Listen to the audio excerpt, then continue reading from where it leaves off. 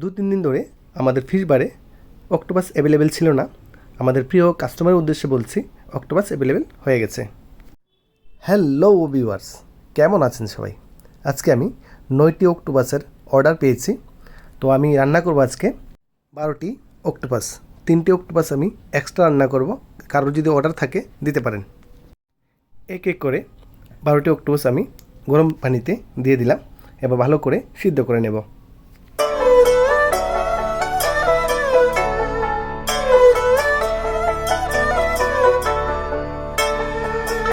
এগুলি নাকি ইন্ডিয়ার সবথেকে জাল মরিচ। এগুলি পাবেন লিকচুমনি বাজারে, তারা মণিপুর থেকে নিয়ে আসে। আজকে আমি এই অক্টোপাসের রেসিপিতে এই মরিচগুলি ইউজ করব। সব মশলাগুলি আমি রেডি করেছি। অক্টোপাসের সঙ্গে যা যা আমি ইউজ করব সবগুলিকে কেটে নিয়েছি। রসুন, ক্যাপসিকাম, টমেটো, পেঁয়াজ সবগুলিকে রেডি করে রেখেছি।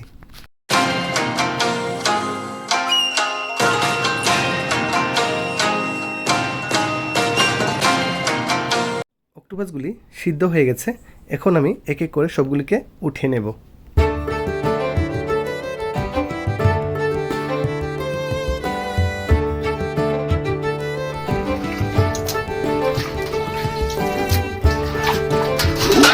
ঠান্ডা জল দিয়ে ভালোভাবে ধুয়ে নিয়েছি। এখন আমি সবগুলিকে ছোট ছোট করে কেটে নেব।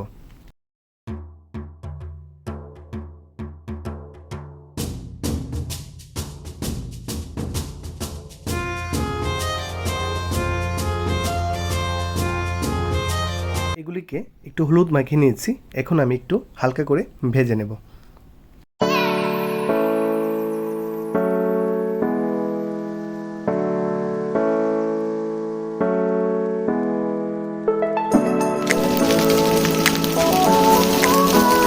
ভাজি হয়ে গেছে। এখন আমি ওই তেলটার মধ্যেই পেঁয়াজ কুচি, দারচিনি, এলাচি, তেজপাতা একটু ভেজে নেব। তারপরে এক এক করে সব মশলাগুলির মধ্যে দিয়ে দেব।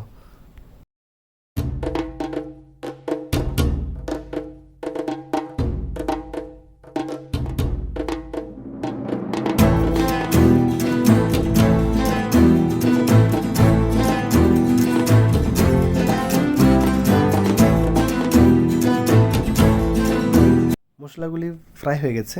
এখন এর মধ্যে আমি দিয়ে দেব আলু কুচি আর আমাদের সবথেকে জাল মরিচগুলি।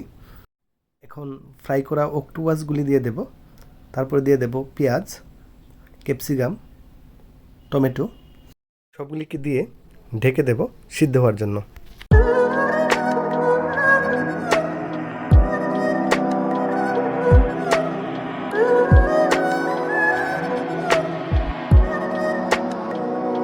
অক্টোপাসগুলি রেডি হয়ে গেছে। আজকে যে সাইজের অক্টোপাসটি আমি রান্না করেছি তার দাম হলো 400 টাকা। এর থেকে বড় সাইজেরও হয় 1000 টাকা, এর থেকে ছোট সাইজেরও হয় 200 টাকা, 300 টাকা। আপনাদের সকলের আমন্ত্রণ রইল। আপনারা আমার ছোট্ট এই ফিশবার দোকানটাতে এসে ঘুরে যাবেন। ধন্যবাদ, ভালো থাকবেন সবাই।